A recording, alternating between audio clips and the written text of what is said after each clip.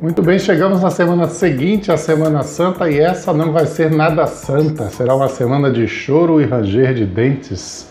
Será uma semana em que máscaras vão cair e que as verdades vão aparecer, porque as decisões terão que ser tomadas simplesmente por causa do fim dos prazos. Será uma semana de traições e de surpresas. E isso porque acaba no dia 7, sábado, o prazo para quem quiser concorrer às eleições e está ocupando cargos no Executivo, deixar esses cargos. Isso inclui, inclusive, secretários municipais. A gente está sempre falando do prefeito de Feira, do prefeito de Salvador, mas os secretários dessas cidades e de outras que quiserem disputar as eleições terão que sair também, como estão saindo os ministros de Temer, que são candidatos agora na eleição do dia 7 de outubro.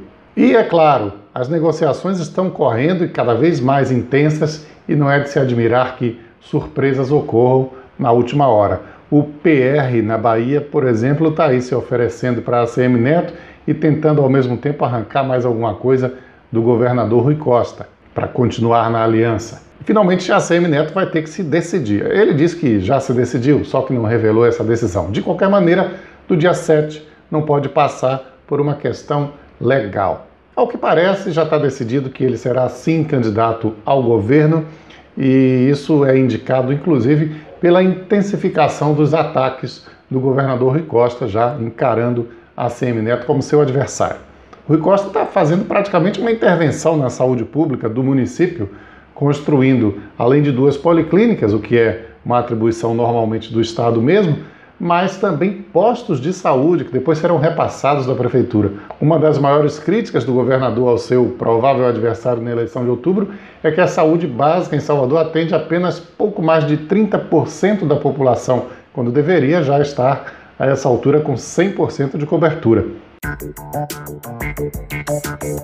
Além da questão da desincompatibilização, é também no dia 7 de abril o fim do prazo da chamada janela partidária, aquele período em que os políticos trocam de partido sem sofrerem alguma penalidade. É o prazo, portanto, para filiação partidária. Gente que ainda não é afiliada tem até esse dia 7 de abril para se filiar e poder ser candidato em outubro. Por exemplo, Joaquim Barbosa, ex-ministro do Supremo Tribunal Federal e que deve entrar no PSB para ser mais um candidato a presidente. A gente já tem mais de 20. É preciso lembrar uma coisa, quando se fala de prazo, se fala muito desse prazo de 7 de abril, da desincompatibilização, da troca de partido, mas não é ainda registro de candidatura oficial de ninguém.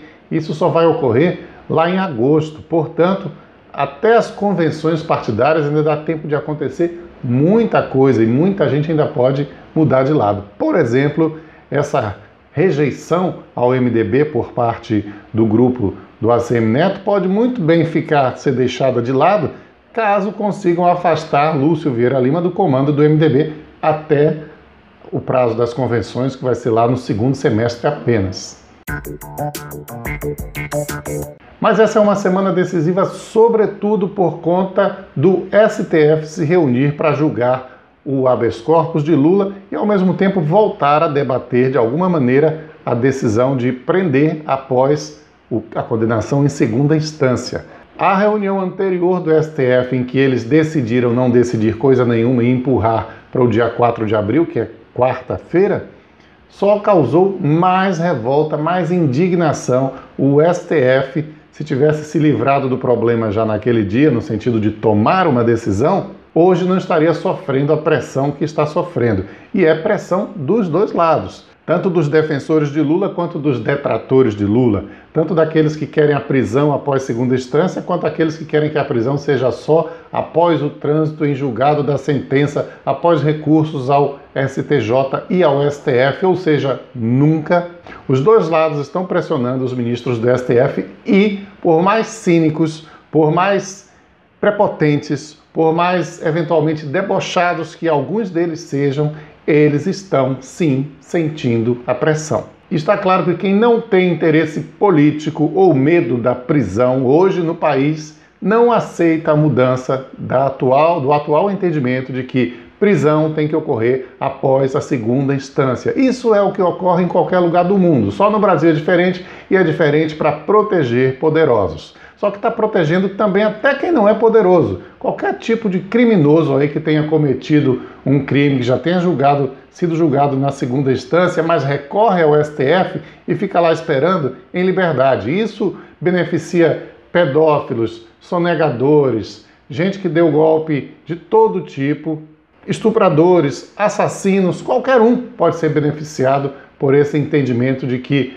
só após uma decisão do STF, e aí não se resolve, não se decide nunca, e o criminoso fica solto sempre. Se o STF decidir mudar esse entendimento, ele sabe que não conta com o apoio da população brasileira, ele sabe que estará decidindo contra a vontade da maioria da população, pelo menos aquela maioria que se envolve, que participa e que está interessada em mudar as coisas nesse país.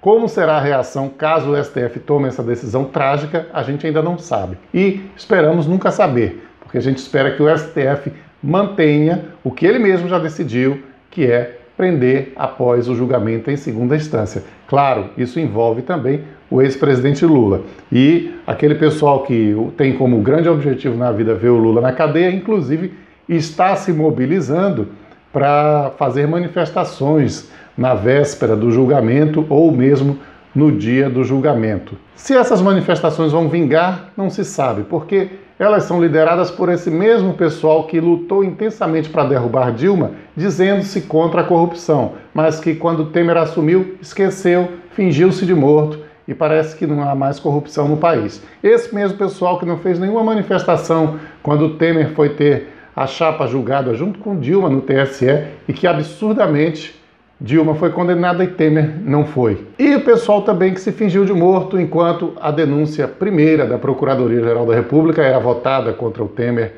pelos deputados na Câmara e também na votação da segunda denúncia. Essa mesma turma que se fingiu de morta, agora de repente quer voltar para as ruas.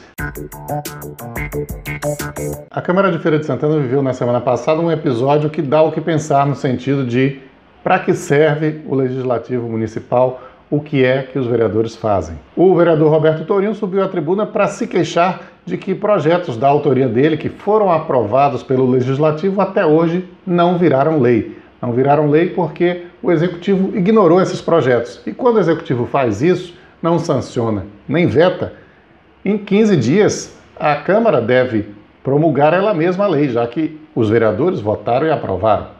São 15 dias úteis.